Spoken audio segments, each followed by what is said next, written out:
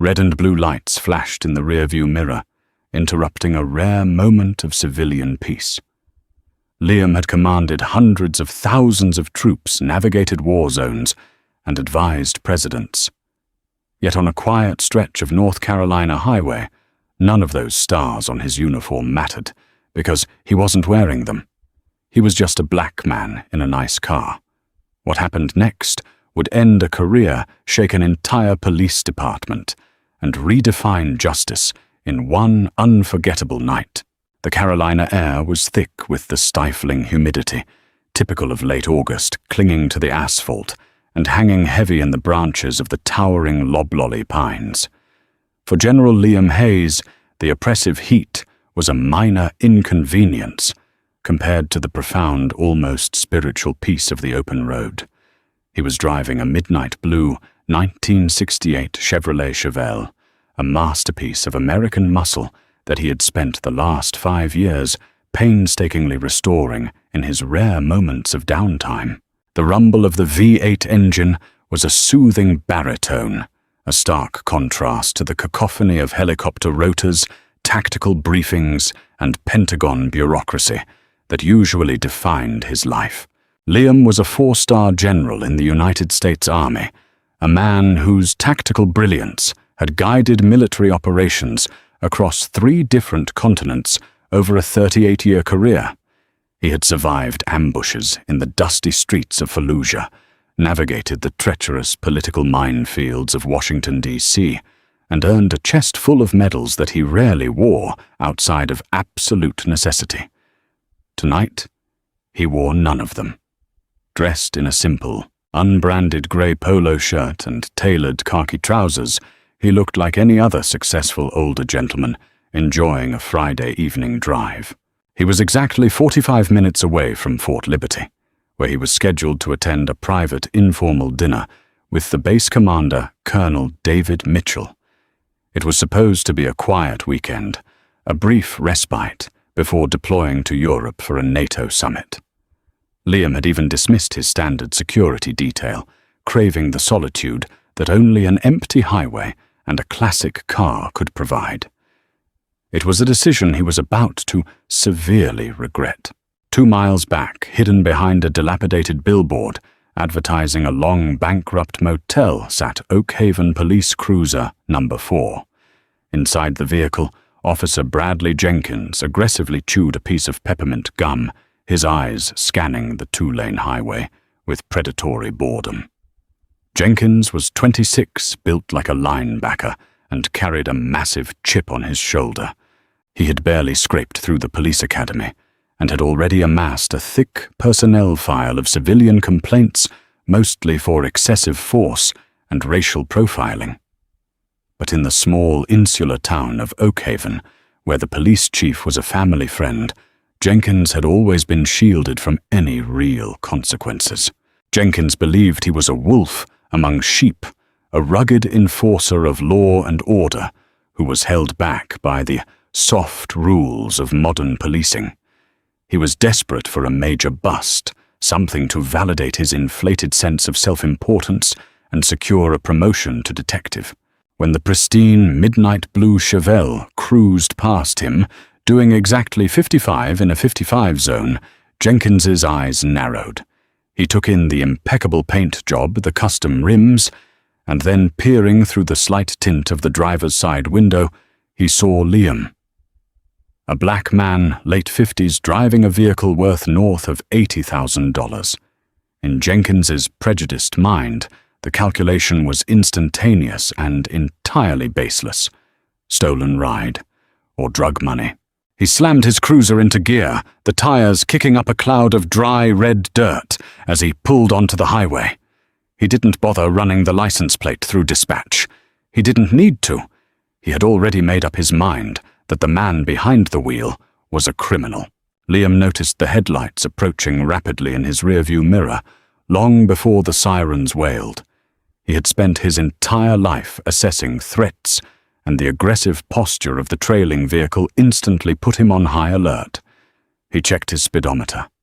Dead on 55. He checked his mirrors. Both tail lights were functioning. His tags were up to date. Then the cruiser's light bar erupted in a blinding strobe of red and blue cutting through the twilight. The harsh metallic chirp of the siren echoed through the trees. Liam let out a slow, measured breath. He had been a black man in America long before he was a general, and he knew the drill intimately. He didn't panic. He didn't swerve. He calmly engaged his right turn signal, gradually reduced his speed, and pulled the Chevelle smoothly onto the wide gravel shoulder of the highway, ensuring he was entirely out of the lane of traffic. He placed the car in park and turned off the engine. The sudden silence was deafening, save for the ticking of the cooling metal and the crunch of boots on gravel as the officer approached. Liam reached up, turned on the dome light so the interior of the car was fully illuminated, and placed both of his large, calloused hands firmly at the 10 and 2 positions on the steering wheel. He stared straight ahead, his posture immaculately straight, waiting for the encounter to begin. He hoped for a professional exchange. He was prepared for anything but. The crunch of gravel grew louder, slower, more deliberate. Liam could hear the heavy, measured footsteps of the officer, each one designed to project intimidation. From the corner of his eye, he watched as Jenkins approached the rear of the Chevelle. The officer aggressively slapped his heavy palm against the trunk, a tactic to leave a fingerprint in case the car sped off, but executed with unnecessary force. Jenkins finally stepped up to the driver's side window, holding a heavy-duty tactical flashlight. Even though the sun had barely set and the dome light was on, Jenkins aimed the blinding LED beam directly into Liam's eyes. "Roll it down," Jenkins barked, his voice dripping with condescension. He didn't say please. He didn't offer a greeting.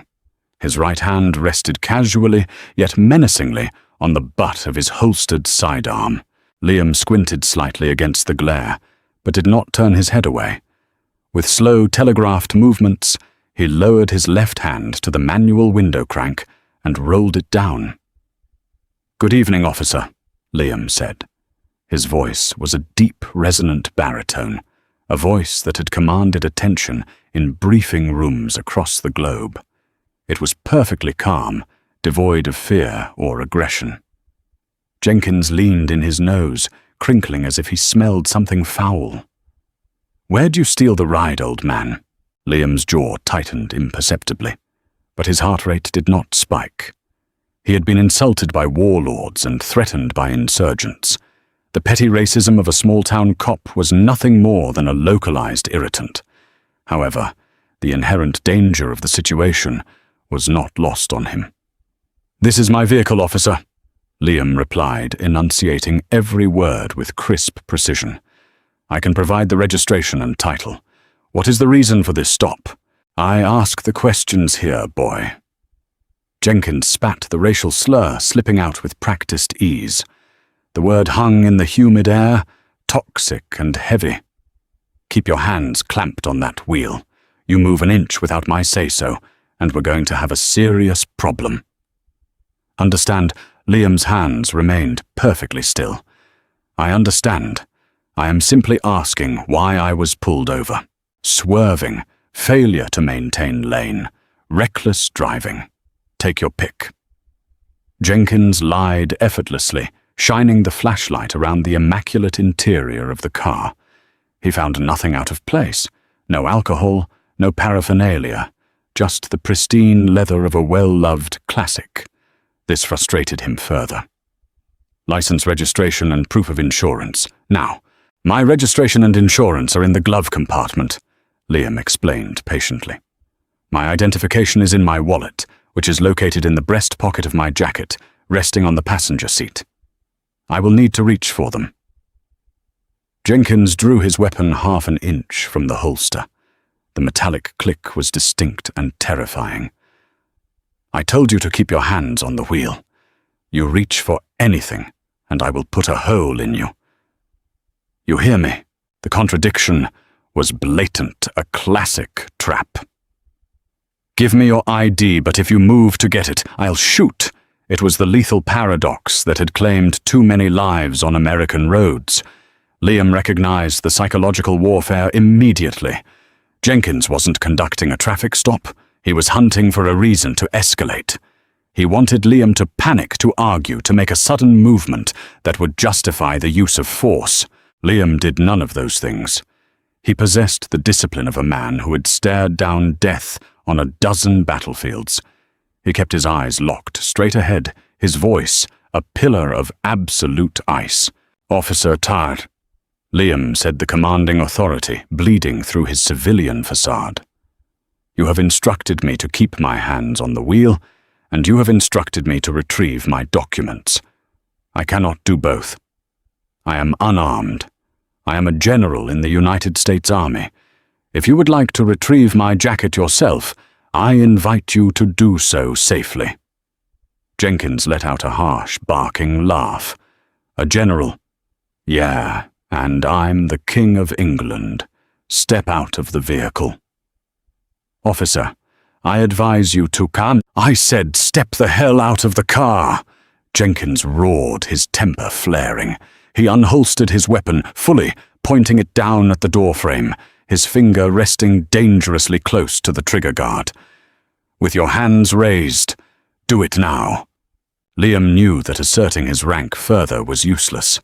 The man in front of him was blind to reason, fueled by bigotry and the intoxicating rush of absolute power. Slowly, methodically, Liam unbuckled his seatbelt with his left hand while keeping his right on the wheel. He pushed the heavy door open and stepped out onto the gravel. He stood at his full height, 6'2", towering over Jenkins by 2 inches. He raised his hands to his shoulders, fingers splayed. The sheer physical presence of Liam, standing tall and utterly unafraid, seemed to enrage Jenkins even more. The officer lunged forward. Before Liam could process the movement, Jenkins grabbed Liam's left wrist, twisting it violently behind his back. The pain was sudden and sharp, tearing at an old shoulder injury Liam had sustained in a helicopter hard landing in Kandahar. "Stop resisting!" Jenkins screamed, though Liam hadn't moved a muscle in opposition. With a brutal shove, Jenkins slammed Liam face first onto the hot metal hood of the Chevelle. The impact knocked the wind out of the general. The polished steel bit into his cheek, the lingering heat from the engine radiating against his skin. Jenkins pressed his forearm heavily into the back of Liam's neck, pinning him down with entirely unnecessary force. Liam closed his eyes, drawing a slow, agonizing breath. He did not struggle. He did not curse. His mind retreated to a place of cold, tactical calculation. He noted the officer's badge number, the unit designation on the cruiser, the exact time of day. He felt the humiliating, searing pain of the metal and the crushing weight on his spine. But his spirit remained untouchable. Let him hang himself. Liam thought, his jaw clenched tightly against the hood. Let him dig the grave so deep he can never climb out. The metallic teeth of the handcuffs bit deeply into Liam's wrists as Jenkins ratcheted them shut with a cruel, unnecessary click. The metal was cold against Liam's skin, locking his arms tightly behind his back. "Thought you were untouchable in your fancy little car, didn't you?" Jenkins taunted, his breathing heavy as he yanked Liam up by the arms, sending a fresh jolt of agony through the general's injured shoulder. Liam stood tall, refusing to hunch over or show the pain. He looked down at Jenkins with a gaze so intensely piercing, so utterly devoid of submission, that the younger officer briefly broke eye contact. "You have made a catastrophic mistake, officer," Liam said quietly. It wasn't a threat. It was an objective statement of fact. "Shut your mouth!" Jenkins snapped violently, shoving Liam toward the back of the police cruiser. He opened the rear door and roughly forced the general into the cramped, hard plastic seat of the cage. The door slammed shut with a heavy final thud. Inside the cruiser it smelled of stale sweat, cheap institutional cleaner, and the lingering despair of 1,000 previous occupants. Liam sat rigidly upright, his bound hands awkwardly pressed against the small of his back. Through the plexiglass partition, he watched Jenkins strut back toward the Chevelle. Jenkins didn't have a warrant, nor did he have probable cause, but that didn't stop him from opening the passenger door and conducting an illegal search. He tore through the glove box, tossing the vehicle's registration and maintenance logs onto the floorboards. He grabbed Liam's neatly folded suit jacket from the passenger seat and began rifling through the pockets. He pulled out a slim black leather wallet.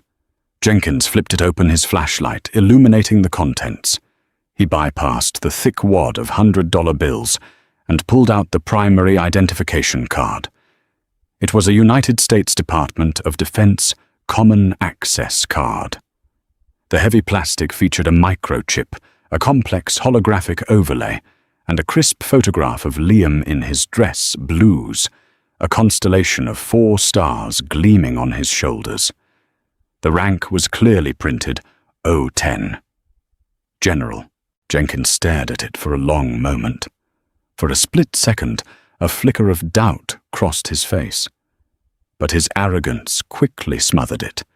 He laughed aloud, a cruel mocking sound that echoed in the quiet evening air. He walked back to the cruiser, tapping the heavy plastic ID against the glass of the window. A 4-star general, seriously O10. Where'd you get this printed, old man Kinko's? You could have at least made yourself a colonel. A 4-star is just insulting my intelligence. Liam didn't respond. He simply maintained his unwavering stare.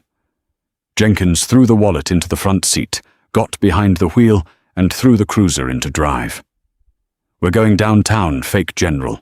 We're going to run your prints, find out what your real name is, and lock you up for forgery, resisting arrest, and whatever else I can think of on the way. As the cruiser sped away from the Chevelle, leaving the beautiful classic car abandoned on the dark shoulder of the highway, the scene shifted 30 miles away to Fort Liberty. In a spacious, heavily secured office, adorned with guidons and commendations, Colonel David Mitchell paced nervously. Mitchell was a highly decorated ranger, a man whose intense, sharp features were currently drawn tight with worry. He glanced at the large grandfather clock in the corner. It was 1945. General Hayes was supposed to arrive at 1900. In the military, being on time meant being 15 minutes early. General Liam Hayes was a man whose punctuality was legendary. He operated with the precision of a Swiss timepiece. For him to be 45 minutes late without a phone call was not just unusual, it was an anomaly that triggered immediate alarm bells in Mitchell's head. Mitchell walked over to his heavy oak desk and hit a button on his intercom. Captain Lewis. Get in here. Seconds later, his aide-de-camp, a sharp young woman in immaculate fatigues, stepped into the room. Sir, General Hayes is 45 minutes late, Mitchell said, his voice clipped. He dismissed his protective detail to drive himself. I want you to ping the GPS tracker on his vehicle. Now. Don't tell his detail yet. I don't want to panic if he just got a flat tire. Just find out where that car is. Yes, sir, Captain Lewis said, immediately pulling up a classified tracking program on the secure tablet she carried. The military didn't let 4-star generals drive around completely off the grid. A silent, encrypted transponder was hidden in the undercarriage of the Chevelle. Lewis tapped the screen rapidly. Her brow furrowed. Sir, I have the signal. The vehicle is stationary on the shoulder of Highway 87. It's been parked there for 20 minutes. Mitchell's blood ran cold. A breakdown. An ambush. A medical emergency. Is he with the vehicle? Checking his personal comms unit, Lewis said, referring to the encrypted smartwatch Liam always wore. She waited for the ping to return. When it did, her eyes widened. Sir, the vehicle is on Highway 87, but the general, his beacon is moving. Fast. It's traveling away from the car, currently heading into the town limits of Oakhaven. Mitchell stared at her. Is he in an ambulance? No, sir. I'm pulling up municipal data now. The speed and route match a vehicle heading directly toward the Oakhaven Municipal Police Department. Mitchell felt a sudden, terrifying cocktail of confusion and rage boiling in his chest. The local police. Why would the local police have a 4-star general in a moving vehicle away from his car? "Get Major Higgins on the line," Mitchell ordered, his voice dropping an octave, taking on the deadly calm of a commander entering a combat zone. Higgins was the provost marshal, the head of the military police on base. "Tell him to gear up a rapid response team. 4 vehicles, full tactical. We are paying the Oakhaven Police Department a visit." Meanwhile, the Oakhaven police cruiser pulled into the back lot of the precinct. It was a drab, brutalist concrete building, bathed in the sickly yellow glow of sodium vapor lights. Jenkins threw the car into park, hauled Liam out of the back, and shoved him toward the heavy steel rear doors of the station. Liam's shoulders ached, his wrists were bleeding slightly from the tight steel, and his throat was dry, but his demeanor was as rigid as titanium. He walked with a perfect measured cadence, stepping into the glaring fluorescent lights of the booking room. The precinct was quiet. A few officers were typing at their desks, drinking stale coffee. Behind the raised booking desk sat Sergeant Davies. Davies was a 20-year veteran of the force, a man with deep bags under his eyes and a graying mustache. Before he was a cop, Davies had spent 10 years in the army, deploying twice to the Middle East. He was tired, meticulous, and completely devoid of the reckless arrogance that infected younger cops like Jenkins. "Look what the cat dragged in," Jenkins announced, loudly puffing out his chest as he shoved Liam forward. The general stumbled slightly, but caught his balance, standing tall before the booking desk. "Got a live one, Sarge. Suspicious vehicle resisting arrest and fraud. Check this out." Jenkins dramatically tossed Liam's wallet onto the high desk. It slid across the wood and stopped right in front of Sergeant Davies. "Says his name is Liam Hayes." Jenkins sneered, leaning against the counter. "Thinks he's a 4-star general. Tried to pass off a fake military ID. It's a pretty good counterfeit, I'll give him that. But he picked the wrong rank to fake." Davies sighed, rubbing his tired eyes. He didn't look at Liam yet. He reached down and picked up the ID card. The moment Davies's thumb brushed the plastic, his entire body froze. He knew exactly what a Department of Defense Common Access card felt like. He knew the precise weight of the plastic, the subtle texture of the embedded microchip, the exact dimensions. He tilted the card under the harsh fluorescent light. The holographic eagle and the seal of the Department of Defense shimmered perfectly, flawlessly transitioning colors. The typography was exact. It wasn't a fake. It was real. The most real piece of identification in the entire building. Davies's heart began to hammer against his ribs like a trapped bird. He read the name. Hayes Liam. He read the rank. 010. General. Slowly, almost robotically, Sergeant Davies lifted his eyes from the card and looked at the man standing in handcuffs in front of his desk. He took in the impeccable posture, the squared shoulders, the calm, piercing, utterly fearless eyes that were currently staring a hole through his soul. Then Davies recognized the face. He had seen it on the Armed Forces Network. He had seen it in the base newsletter. He had seen it in portraits hanging in the Pentagon when he was a young corporal. The blood vanished from Sergeant Davies's face, leaving him a ghastly, pale white. The room seemed to spin. A cold sweat broke out on the back of his neck. "Jenkins," Davies whispered, his voice trembling so violently he could barely form the word. "Yes, Sarge. What do you want to charge him with first?" Jenkins asked, completely oblivious to the catastrophic reality crashing down around them. Davies slowly stood up from his chair. His hands were shaking. He looked at Jenkins, his eyes wide with absolute, unadulterated terror. "Jenkins," Davies croaked, his voice cracking. "What have you done?" Sergeant Davies did not look at Jenkins. His eyes remained locked on the Department of Defense identification card, resting on the scarred wood of the booking desk. The room had suddenly grown entirely devoid of oxygen. The hum of the fluorescent lights sounded like a deafening roar in his ears. "Sarge!" Jenkins asked, his arrogant smirk faltering just a fraction as he noticed the older man's sudden pallor. "What's the matter with you? It's a fake. Run him through the system." Davies moved with a sudden jerky urgency that startled every other officer in the bullpen. He snatched the heavy ring of precinct keys from his belt, bolted out from behind the raised desk, and practically shoved Jenkins aside. "Hey, watch it!" Jenkins barked, stumbling backward. Davies ignored him. He stopped dead 2 feet in front of Liam, his chest heaving. As a former army corporal, the muscle memory of his military training violently hijacked his nervous system. His spine snapped straight, his heels clicked together, and he brought his right hand up in a crisp textbook salute. "General Hayes, sir." Davies stammered, his voice laced with absolute horror. "Sergeant William Davies, formerly of the 101st Airborne.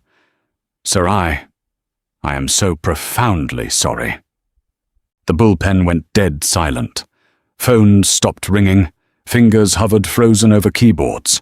5 pairs of eyes stared in bewildered shock at the veteran sergeant, saluting the handcuffed black man in the center of the room. Liam did not smile. He did not boast. He simply nodded his head a fraction of an inch. "At ease, Sergeant. And please remove these restraints. They are aggravating an old aviation injury."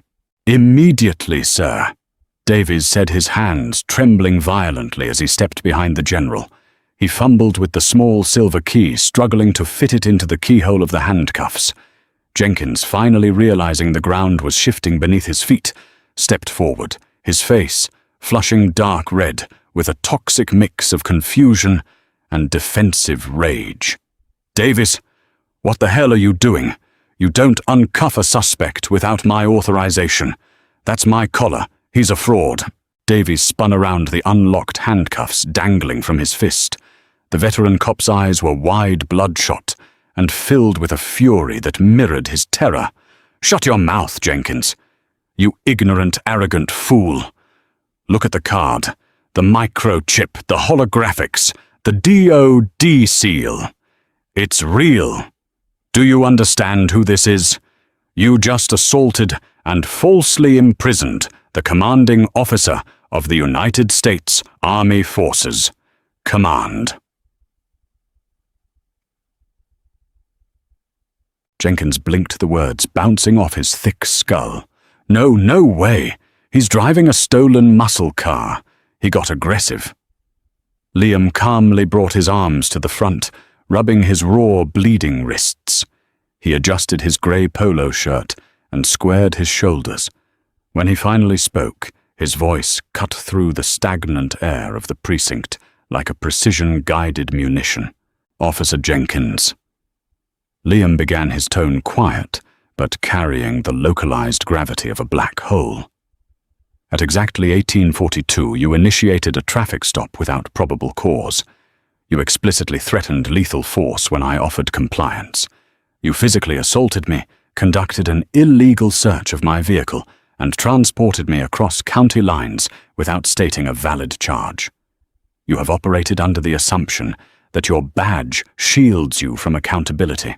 Liam took one slow step forward, towering over the younger cop. "You are sorely mistaken."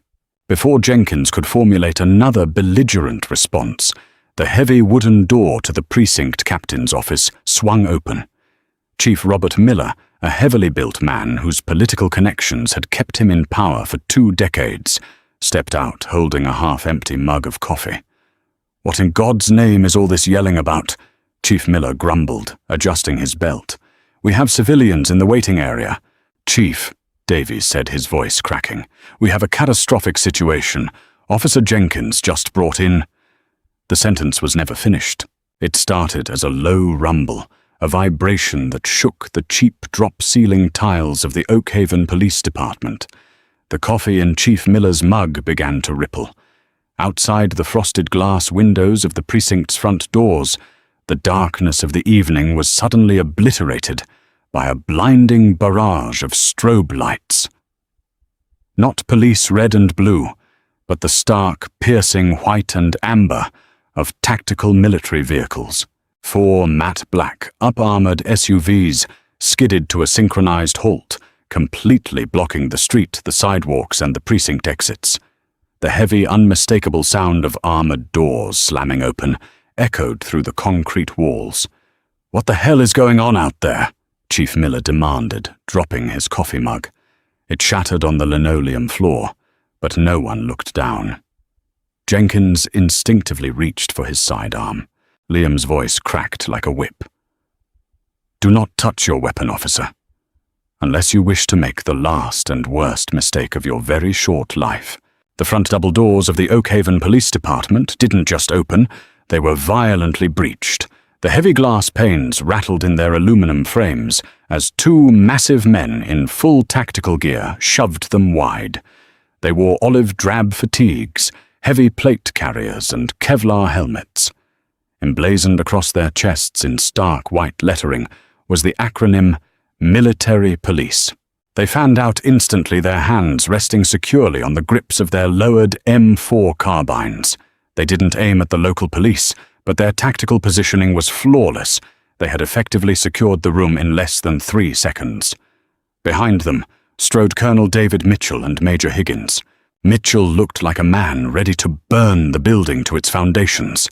His jaw was clenched so tightly, a muscle ticked furiously in his cheek. He wore his combat uniform, the silver eagle of his rank gleaming on his chest. His eyes swept the room with predatory speed, bypassing the bewildered local cops, ignoring the terrified Sergeant Davies, and locking instantly onto Liam. Mitchell saw the raw red indentations on the general's wrists. He saw the smear of dirt and grease on Liam's cheek, from where his face had been slammed into the hood of the Chevelle. Mitchell's face turned completely devoid of emotion, the hallmark of a highly trained ranger about to unleash absolute hell. "General Hayes, sir," Colonel Mitchell said, snapping a razor-sharp salute, followed immediately by Major Higgins and the tactical MPs. "Stand down, David," Liam replied calmly, returning the salute with a wince as his injured shoulder flared. Chief Miller, finally finding his voice, stepped forward, his face flushed with indignation. "Now hold on just a damn minute. You are in municipal jurisdiction. You cannot storm into a civilian police department with armed soldiers. I am Chief Miller, and I demand to know." "Shut up," Major Higgins barked. The provost marshal stepped forward, his sheer physical mass dwarfing the police chief. "By order of the United States Department of Defense, we are securing a high-value asset and investigating the kidnapping and assault of a flag officer. Jurisdiction just got elevated way above your pay grade, Chief." "Kidnapping." Chief Miller sputtered, his eyes darting frantically between the MPs and his own officers. He looked at Jenkins. "Jenkins, what did you do?" Jenkins was visibly shaking now. The unassailable bubble of his localized power had been violently pierced by the terrifying reality of federal military authority. He was driving a suspected stolen vehicle. He resisted. He had a fake ID." Colonel Mitchell walked slowly across the room, closing the distance until he was standing inches away from Jenkins. The local officer instinctively leaned back, intimidated by the terrifying aura of the combat veteran. "You detained a 4-star general." Mitchell said, his voice a lethal vibrating whisper. "You put handcuffs on a man who answers directly to the Secretary of Defense, and from the bruising on his wrists and the contusions on his face, you used physical force." He was reaching for something. Jenkins lied, a desperate, pathetic attempt to utilize the standard excuse that had saved him from internal affairs complaints in the past. He reached into his jacket. "I feared for my life." Liam let out a soft, dry chuckle. It was a terrifying sound in the tense room. Major Higgins, Liam said, turning to the Provost Marshal. Did you secure my vehicle? Yes, sir, Higgins replied. A secondary team is with your Chevelle right now. They found your wallet tossed on the floorboard, and the car had been illegally searched. Excellent, Liam said. He turned his attention back to Chief Miller, who looked like he was on the verge of a myocardial infarction. Chief Miller, I drive a 1968 Chevrolet Chevelle. It is a vintage vehicle. However, because of my security clearance and my rank, the Pentagon retrofitted my personal vehicle with a state-of-the-art 360-degree encrypted audio-visual recording system. It continuously uploads to a secure server at Fort Liberty. Jenkins's jaw dropped. All the blood drained from his face, leaving his skin the color of wet ash. Liam continued, his voice echoing with devastating finality.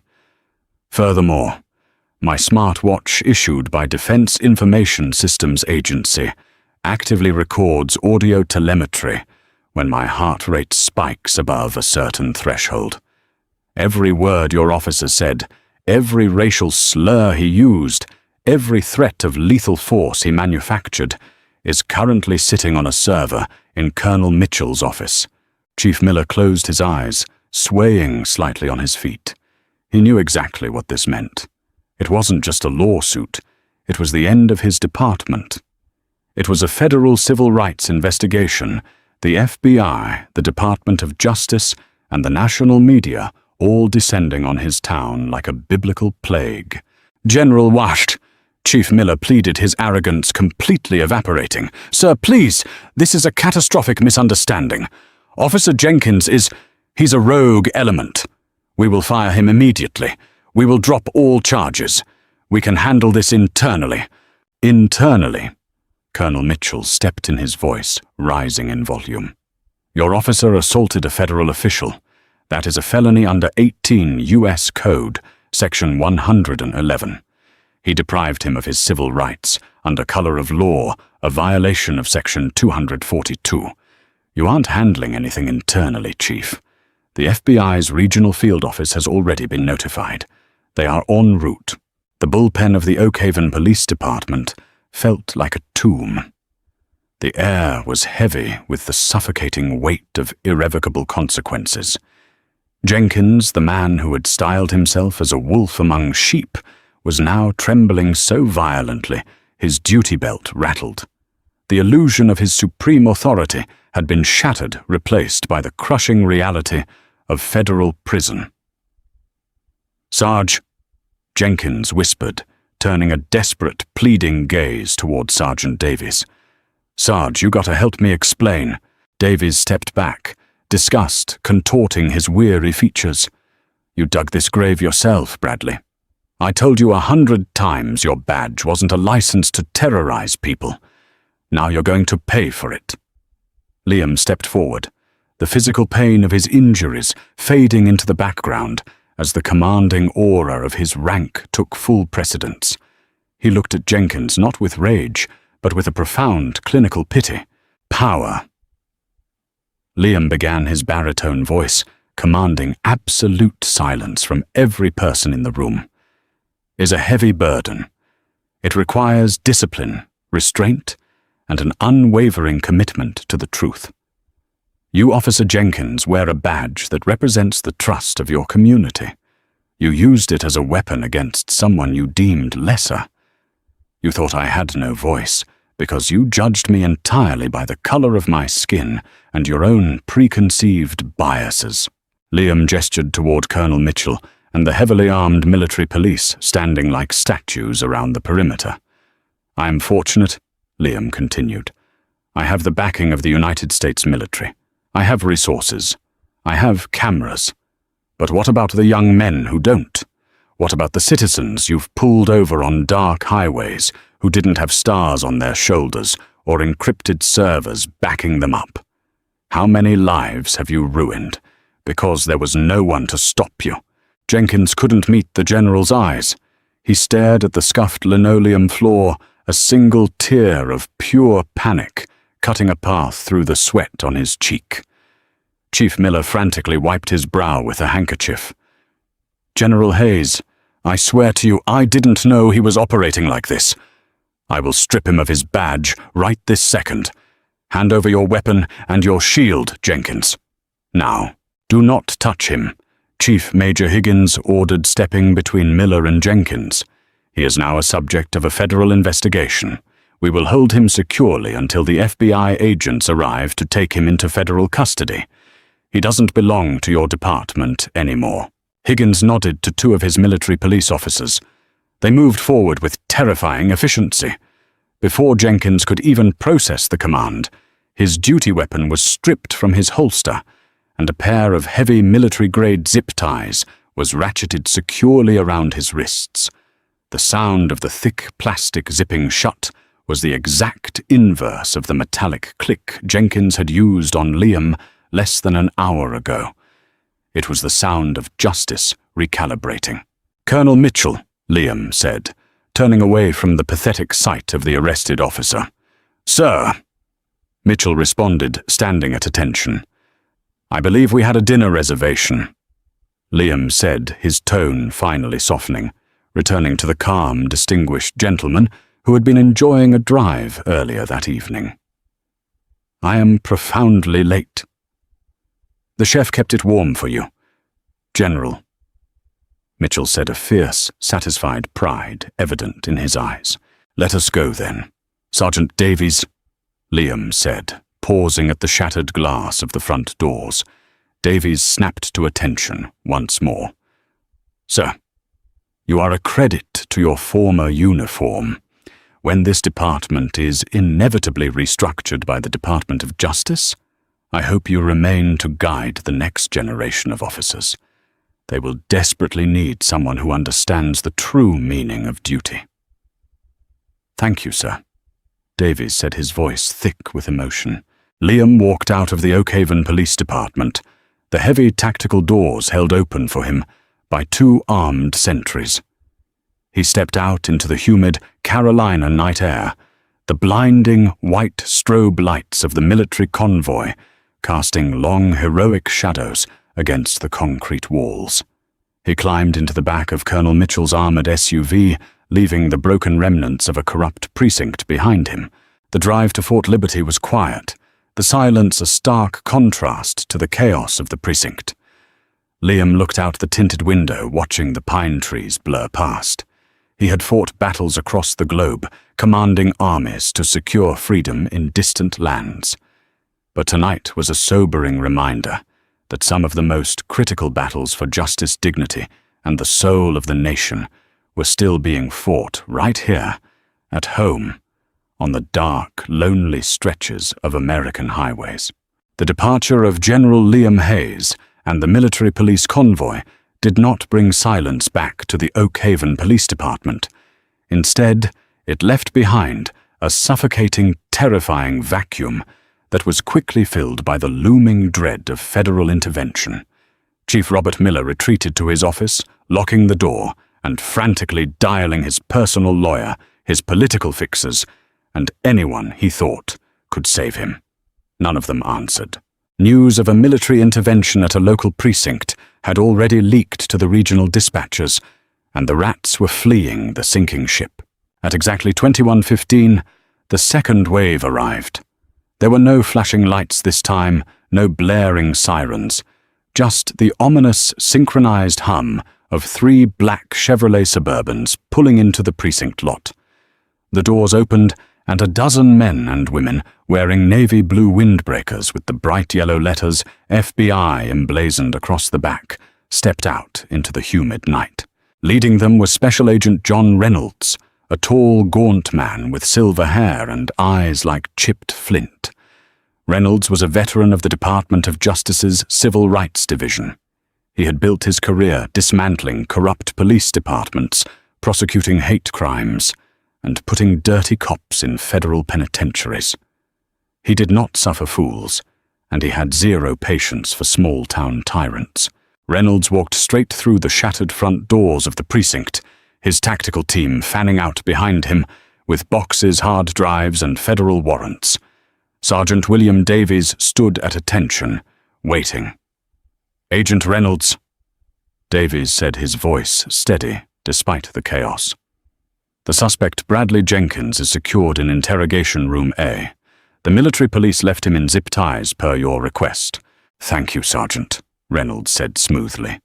"I need you to gather every officer in the building and have them surrender their duty weapons and badges to my team.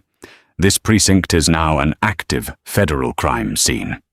Chief Miller burst out of his office, his face a mottled, unhealthy purple. "Now see here, you cannot just walk in here and declare my department a crime scene. I am the chief of police. I have rights, and my men have—" "Robert Miller." Agent Reynolds interrupted his voice, dropping to a terrifyingly quiet register.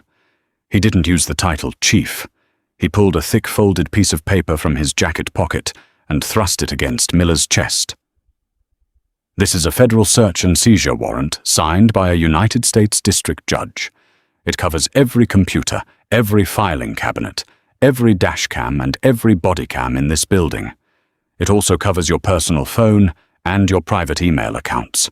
Miller looked at the paper as if it were a venomous snake. "On what grounds?" "On the grounds that Officer Jenkins did not act in a vacuum," Reynolds stated, stepping closer, forcing Miller to backpedal. "When the Pentagon uploaded General Hayes's vehicle footage to our servers an hour ago, my cyber division didn't just watch the assault.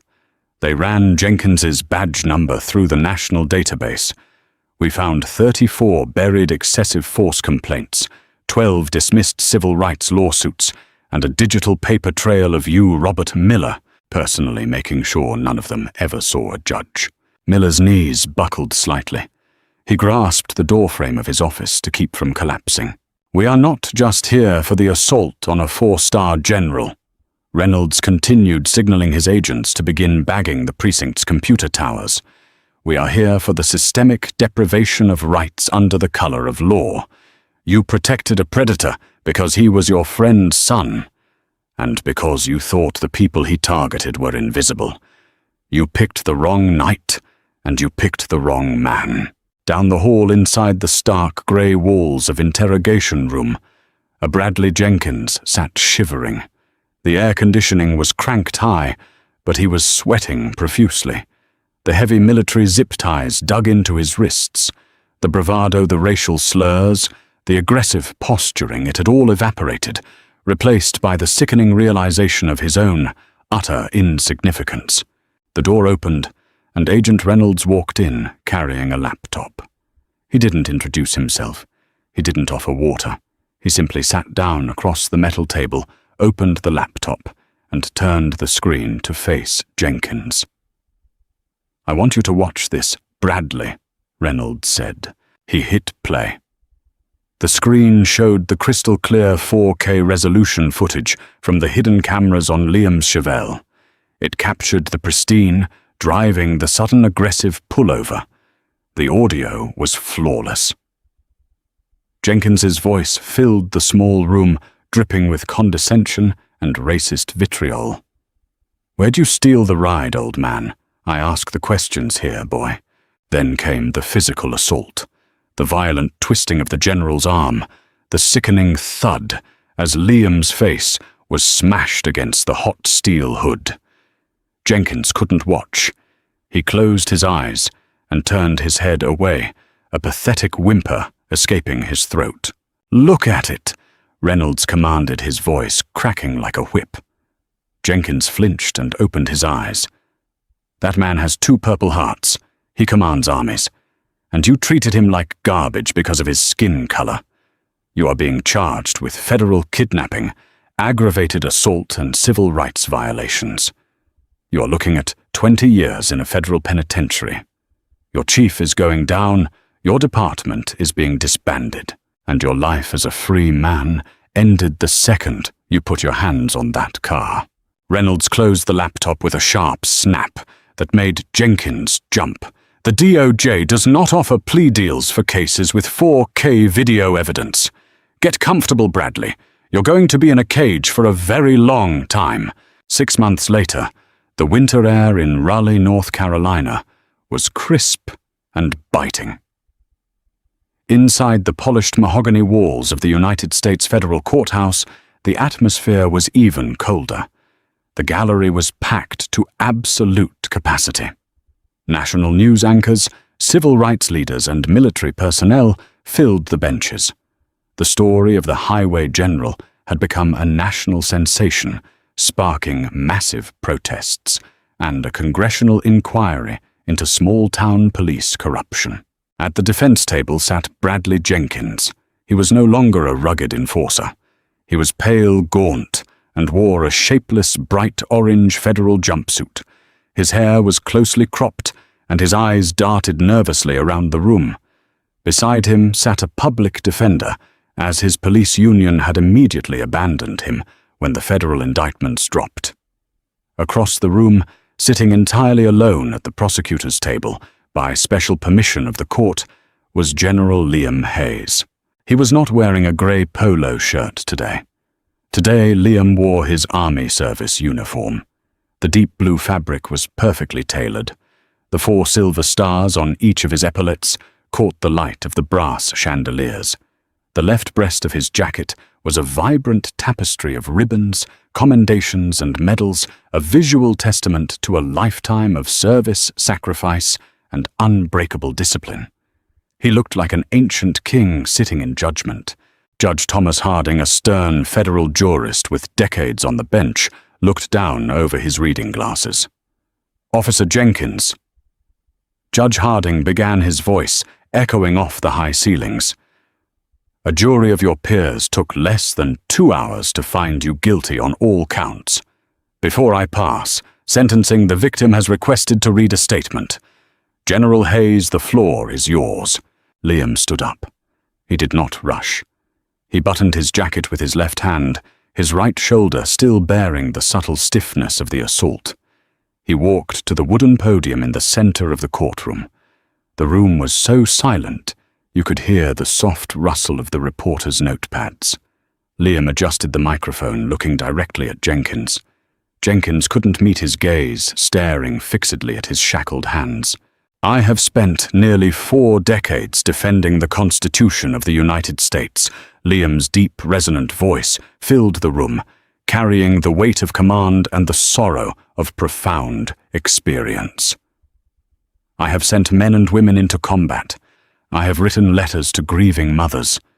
I have done this because I believe in the fundamental promise of this nation that all people are created equal, and all are entitled to the equal protection of the law."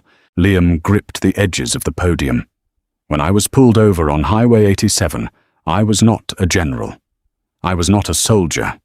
To Mr. Jenkins, I was a stereotype. I was a target. The uniform I wear today protected me in the aftermath, but it did not protect me on the side of that road. And that is the tragedy that brings us here today." He paused, letting the silence hang heavy over the courtroom. "I do not stand here fueled by vengeance." Liam continued, his voice softening just a fraction, projecting a devastating kind of pity. "Mr. Jenkins is a symptom of a deeper sickness, a sickness where authority is wielded without accountability, where a badge is used as a shield for bigotry rather than a beacon of safety. I survived that night because of who I am. But I speak today for the thousands of men and women who look like me, who did not have stars on their shoulders, who did not have encrypted cameras, and who did not survive their encounters with men like Bradley Jenkins." Liam looked up at Judge Harding. "Your Honor, true justice is not just the punishment of the guilty. It is the dismantling of the systems that allowed the guilty to thrive. I ask the court to sentence this man to the maximum penalty under the law, not just as a consequence of his actions, but as a warning to every corrupt officer in this country who believes they operate in the dark." Liam stepped back, offered a crisp, flawless salute to the judge, and returned to his seat. Judge Harding let out a long breath, clearly moved by the commanding presence of the general. He turned his attention back to the defense table. Bradley Jenkins. Judge Harding said, his voice hardening into steel. You took an oath to protect and serve. You perverted that oath to terrorize and dominate. You have brought disgrace upon yourself, your department, and the noble profession of law enforcement. For the charge of deprivation of civil rights under color of law, I sentence you to 120 months in federal prison. For the charge of aggravated assault, I sentence you to an additional 60 months, to be served consecutively. You are remanded immediately to the custody of the United States Marshals. The gavel slammed down with the finality of a gunshot. Jenkins broke down sobbing uncontrollably as the heavy steel chains were wrapped around his waist by the marshals. He was hauled out the side door, his cries echoing down the long, empty marble hallway until they faded into nothing. The aftermath of Oak Haven was absolute. Chief Robert Miller was indicted 3 weeks later on federal racketeering and corruption charges, ultimately pleading guilty to avoid a trial. The Oak Haven Police Department was temporarily disbanded and placed under federal receivership. When the department was finally reconstituted a year later, it looked entirely different. The new interim chief of police was William Davies. He had stripped the toxic culture down to the studs, implementing rigorous bias training, community outreach programs, and zero-tolerance policies for excessive force. He hung a framed copy of the United States Constitution in the booking room, right where Liam Hayes had once stood in handcuffs. As for Liam, his life returned to the grueling high-stakes world of the Pentagon. He deployed to Europe, oversaw global strategies, and continued to wear the weight of his stars with unmatched dignity. But a few months after the trial, on a warm spring evening, Liam found himself back in North Carolina. He was off duty. He wore a simple white linen shirt and dark jeans. He walked out to the driveway of his private residence, running his hand along the pristine, midnight blue paint of his 1968 Chevrolet Chevelle. He slid into the driver's seat, the leather familiar and comforting. He turned the key, and the massive V8 engine roared to life, a deep mechanical heartbeat. Liam put the car in gear and pulled out onto the open highway. The sun was setting, casting long golden shadows through the loblolly pines. He rolled the windows down, letting the warm Carolina breeze rush through the cabin. He drove exactly the speed limit, not out of fear, but out of a profound, hard-won peace. The road was his again, and this time he knew that the shadows lurking behind the billboards were just a little bit brighter. What a powerhouse of a story.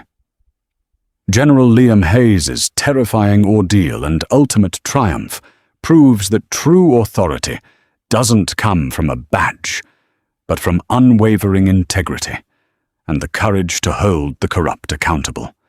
The takedown of Jenkins and Chief Miller is a masterclass in justice served cold. If this intense real-life drama got your blood pumping and made you cheer for the ultimate clapback against corruption, hit that like button right now. Share this incredible story with your friends to spread the message of justice, and don't forget to subscribe for more epic, jaw-dropping stories.